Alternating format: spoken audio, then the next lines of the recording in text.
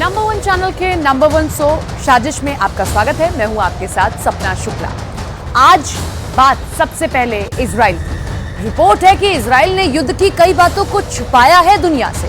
दावा किया जा रहा है कि हमास से लड़ते हुए इजराइल के इतने ज्यादा सैनिक मर गए हैं कि सही आंकड़े तक नहीं जारी किए जा रहे हैं। रिपोर्ट तो ऐसी भी है कि इजराइल ने जितने सैनिकों के मरने की बात मानी है उससे 10 गुना ज्यादा फौजियों की मौत वहां हुई है।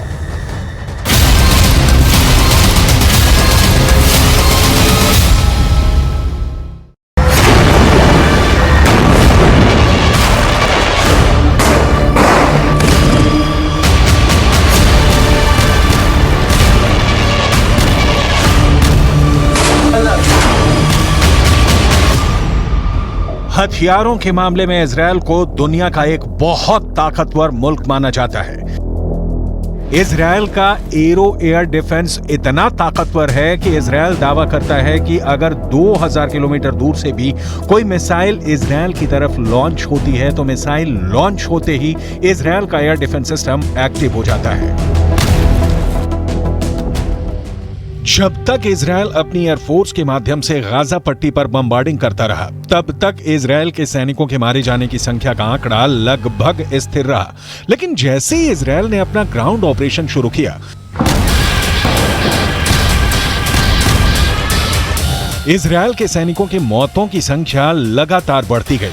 लेकिन अब जो समाचार फिलिस्तीन के अखबार छाप रहे हैं उससे ऐसा लग रहा है कि इजरायल की सेना और इजरायल की सरकार इजरायल के सैनिकों की मौत के आंकड़ों को छुपा रही है।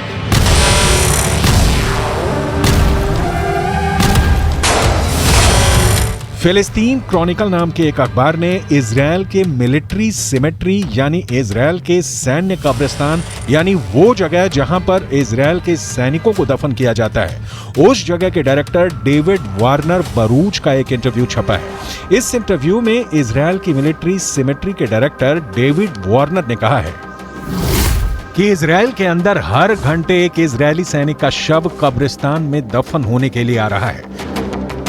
इस इंटरव्यू को फिलिस्तीन के अरब देशों के अखबारों ने हाथों हाथ लिया और यह दावा किया कि इजरायल के सैनिकों की मौत का आंकड़ा आधिकारिक आंकड़े से कहीं ज्यादा है। जेरूसलम के पश्चिमी इलाके में माउंट हर्जल कब्रिस्तान है और यहां पर इजरायल की सेना में काम करने वाले सैनिकों को दफनाया जाता है। मिडल ईस्ट मॉनिटर नाम की एक और न्यूज वेबसाइट में इस कब्रिस्तान के डायरेक्टर डेविड ओरेन का बयान छपा है। पिछले 48 घंटे में 50 इजरायली सैनिकों को दफनाया गया है। ये चौंका देने वाली बात है क्योंकि इजरायल ने दावा किया है कि 7 अक्टूबर से अब तक इजरायल के करीब 400 सैनिक मारे गए हैं। इनमें से करीब 80 सैनिक गाजा के ग्राउंड ऑपरेशन में मारे गए हैं। करीब 10 सैनिक लेबनान के बॉर्डर पर हिजबुल्लाह से लड़ते हुए मारे गए हैं और 300 से ज्यादा सैनिक 7 अक्टूबर और उसके बाद एक हफ्ते तक इजरायल के अंदर हमास के आतंकवादियों से सीधे लड़ते हुए मारे गए हैं। लेकिन फिलिस्तीन के अखबारों का दावा है कि ग्राउंड ऑपरेशन में इजरायल के सैनिकों के मारे जाने की संख्या आधिकारिक आंकड़ों से कहीं ज्यादा है।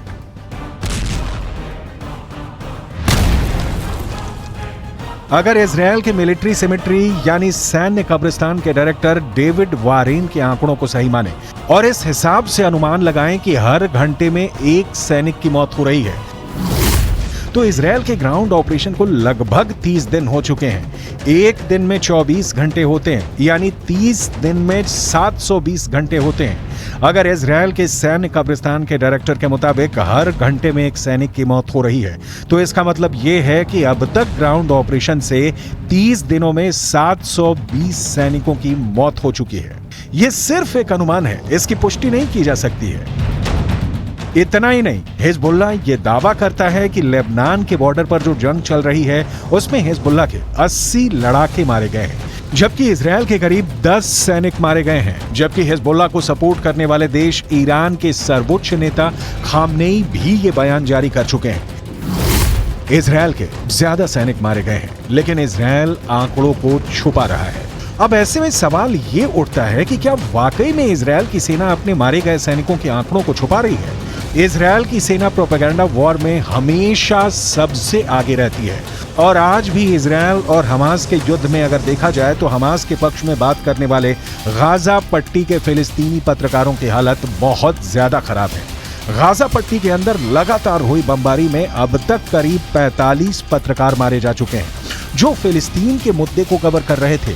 अब ऐसी स्थिति में गाजा के संचार तंत्र पर इजरायल का 75% कब्जा है और इजरायल जो चाहता है वही सूचना गाजा से बाहर निकलती है, क्योंकि गाजा के अंदर इजरायल की सेना अपनी पकड़ को मजबूत कर रही है। और जहां तक इजरायल के सैनिकों के मारे जाने की संख्या का सवाल है, तो यहां एक और बात जाननी जरूरी है कि इजरायल की डिफेंस फोर्स खुद को एक सुपीरियर आर्मी यानी सर्वश्रेष्ठ सेना की तरफ प्रस्तुत करती है और ऐसे में वो कभी नहीं चाहेगी कि वो अपने सैनिकों की मौत के ऐसे आंकड़े पेश करे जो दुश्मनों के मुकाबले ज्यादा हो। लेकिन यहाँ पर नोट करने वाली बात यह भी है कि इजरायल की ये सैन्य नीति है कि वो हमेशा दुश्मन के 10 गुना आदमी ज्यादा मारता है। और अब तक के आंकड़ों पर गौर करें तो गाजा के अंदर 15,000 से ज्यादा लोग मारे जा चुके हैं और करीब 7,000 लोग मलबे में दफन हैं। इनमें से मारे गए बच्चों की संख्या तो करीब 7,000 हो चुकी है। यानी गाजा में एक बहुत बड़ा नरसंहार हो रहा है। लेकिन उसके बाद भी अमेरिका के नेशनल सिक्योरिटी काउंसिल के प्रवक्ता जॉन किर्बी ने पत्रकारों के सामने एक प्रेस कॉन्फ्रेंस में यह कहा है कि गाजा पट्टी में कोई नरसंहार नहीं हो रहा है। ये पूरा बयान आपको सुनाएंगे और इसके आगे आपको ये भी बताएंगे कि कैसे जॉर्डन भी गाजा पट्टी के जख्मों पर नमक छिड़क रहा है। लेकिन सबसे पहले अमेरिका के उस पाखंड के बारे में बताना जरूरी है जो बिल्कुल साफ नजर आ रहा है। यूक्रेन और रूस के युद्ध में जब पुतिन की मिसाइल यूक्रेन पर कहर बनकर टूट रही थी और करीब 1000 यूक्रेनी बच्चे हताहत हुए थे, तब अमेरिका ने यह कहना शुरू कर दिया था कि पुतिन नरसंहार कर रहे हैं। लेकिन गाजा पट्टी के अंदर हजारों मौतों के बाद भी अमेरिका इसे नरसंहार नहीं मान रहा है। यह अमेरिका के दोहरे मापदंडों का बुक टेक्स्ट एग्जाम्पल है।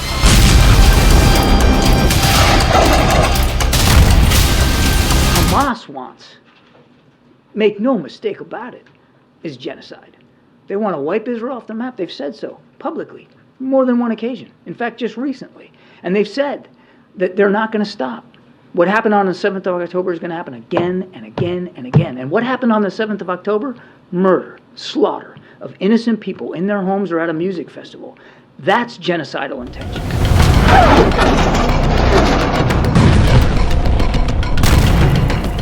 मलेशिया के प्रधानमंत्री अनवर इब्राहिम ने कहा है कि यूक्रेन की घटनाओं को नरसंहार मानना और गाजा पट्टी की मौतों को नजरअंदाज करना वैश्विक पाखंड है। दूसरी तरफ अगर देखा जाए तो अब तक गाजा पट्टी के अंदर 30,000 से ज्यादा लोग घायल हैं और गाजा पट्टी के अस्पतालों की हालत क्या है ये पूरी दुनिया को नजर आ रही है। जॉर्डन ने गाजा पट्टी के घायल लोगों के लिए इजिप्ट के अंदर एक फील्ड हॉस्पिटल बनाया है। किंग अब्दुल्ला के बेटे खुद इस अस्पताल की निगरानी करने के लिए गए। लेकिन आपको जानकर हैरानी होगी कि इस फील्ड हॉस्पिटल में मात्र 40 बेड हैं, जबकि गाजा के अंदर 30,000 से ज्यादा लोग घायल हैं। और इन हालातों में एक फील्ड हॉस्पिटल में मात्र 40 बेड का इंतजाम लोगों के साथ एक क्रूर मजाक है। بس اهم شيء المعنويات تفضل عاليه ان شاء الله ان شاء الله احنا زي ما بنعرف الجيش العربي ما شاء الله احنا دائما بنقوم بالواجب واقل شيء بنقدر نعمله انه نحاول نساعد اخواننا في غزه وفلسطين فاكيد بدنا نعمل اكثر دائما بس انتم ما شاء الله يعني فرصه انكم تساعدوا الناس ونقدم الشيء اللي هم محتاجين ان شاء الله ان شاء الله احنا كلنا فخورين فيكم وراح نتابع كل الامور اول باول اهم شيء التنسيق بيناتكم والمعنويات تفضل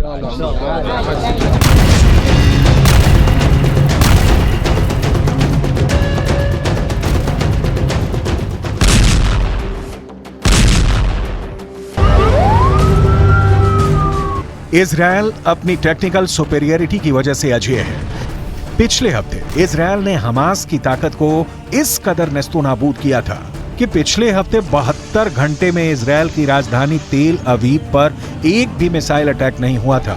और जब सोमवार को तेल अवीव पर एक मिसाइल अटैक हुआ तो जहां से मिसाइल अटैक हुआ उस रॉकेट लॉन्चर को भी गाजा के अंदर जाकर इजरायल ने तबाह कर दिया। ये इजरायल की ताकत है। हमास के प्रवक्ता अबू उबैदा की माने तो हमास के लड़ाकों ने इजरायल के 350 से ज्यादा बख्तरबंद गाड़ियां और टैंकों को उड़ा दिए हैं। हमास का दावा तो ये है कि इजरायल के 150 मरकाबा टैंक उड़ा दिए गए हैं। हमास तस्वीरें भी जारी कर चुका है लेकिन फिर भी हमास की पकड़ गाजा से इसलिए ढीली पड़ चुकी है क्योंकि हमास के बड़े बड़े हेडक्वार्टर्स पर इजरायल ने टैंक चढ़ा दिए हैं। इजरायल ही नहीं, अल शिफा अस्पताल में काम कर चुके डॉक्टर भी ये मानते हैं कि अल शिफा में हमास का हेडक्वार्टर हो सकता है। टाइम्स ऑफ इजरायल अखबार ने यह दावा किया है कि फ्रांस 24 नाम के एक न्यूज चैनल पर एक ब्रिटेन के डॉक्टर ने इंटरव्यू दिया है। इस डॉक्टर ने 3 साल तक अल शिफा अस्पताल के अंदर काम किया था। गाजा के अल शिफा अस्पताल में काम करने वाले इस ब्रिटिश डॉक्टर का दावा है कि अल शिफा अस्पताल में कई ऐसी जगहें थीं जहां पर उसे जाने के लिए मना किया गया था। ये कहा गया था अगर वो वहां प्रतिबंधित क्षेत्र में जाएगा तो उसे गोली लग सकती है। टाइम्स ऑफ इजरायल ने दावा किया है कि अल शिफा अस्पताल के अंदर हमास का हेडक्वार्टर होने का दावा करने वाले ब्रिटिश डॉक्टर ने अपना नाम नहीं बताया है क्योंकि उसे डर है कि ऐसा करने पर गाजा के अंदर मौजूद उसके सहयोगियों को हमास मार सकता है।